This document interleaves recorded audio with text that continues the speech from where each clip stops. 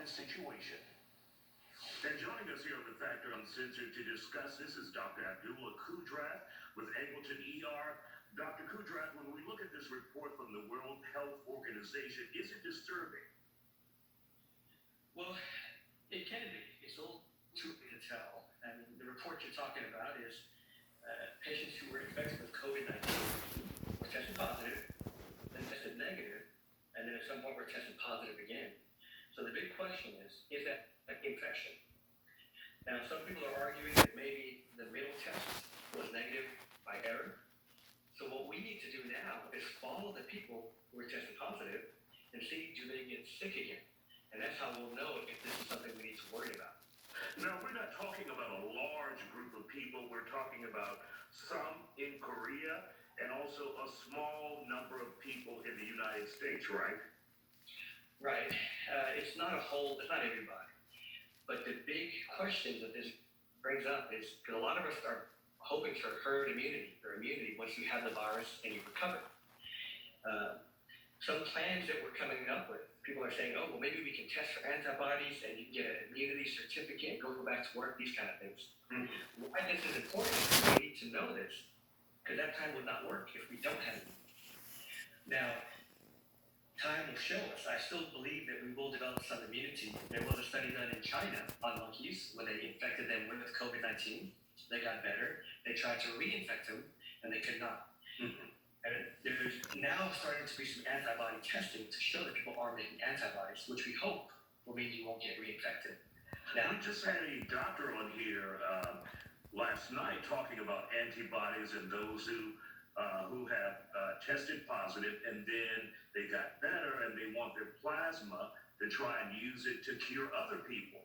Now, if people are positive, then negative, then positive again, then that causes a major problem for that theory, right? Or we're not just sure yet.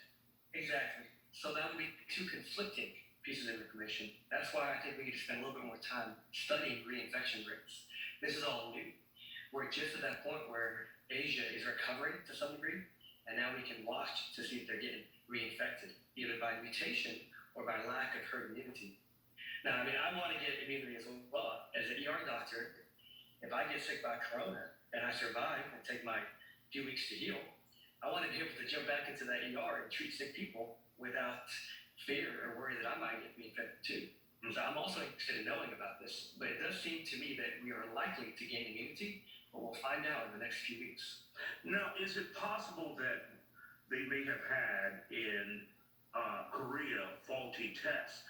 I know we've heard from doctors here in the United States where they say the accuracy rate has been about 70%. And when you think about that 30%, it's like that's a lot of room for a mistake. It is. It's hard to hang your head on that much error. Now, every manufacturer, every test has different sensitivities and percentages of accuracy. And also, even with the perfect test, the way you collect it, if you don't get a good enough sample in someone's nose or throat, you might have what's called a false negative. Mm-hmm. Just because we have a positive, it doesn't 100% mean that negative means they were cured or beat the virus. It could be a long-lasting infection, maybe over a week or two, even 3.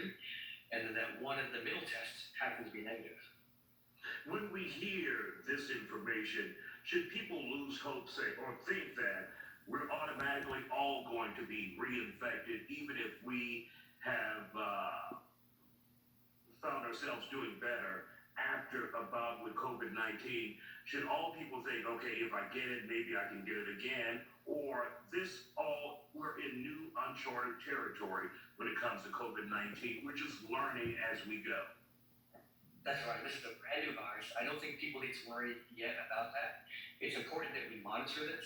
We use these as clues to direct our future studies. And if we're coming up with plans that are solely based on antibody testing, we need to pause those plans and be very careful. Look at this data before we do a plan that's very expensive and may not help us. But to answer the question, no, I don't think people should be worried about high reinfection rates just yet. And of course, using antibodies goes back decades. Do you hold out much hope that that will be successful in dealing with COVID-19 once we get a lot of trials underway? You mean like in vaccines? Yeah. I do believe that the vaccine can be a very good potential treatment for this, just like we've had many viruses in the past, from smallpox to polio to whatever it is. We definitely need to look at this because we don't know how long this is going to hang around. We hope it's like other ones that come and go. But if it does last longer than a few months, we want to be prepared for it, and that's where the vaccine will be critical. All right, Dr. Abdullah Kudrat with Angleton ER, we thank you for your time and your medical expertise, sir. Thank you. And of course, as the doctor said, we're still in uncharted territory, so don't worry about that just yet. In the meantime, coming up on the Factor Uncensored, an exclusive. The man who pulled a gun on legendary rapper Bumby and his wife is out on bail for pennies on the dollar. We'll talk to his attorney when we come back.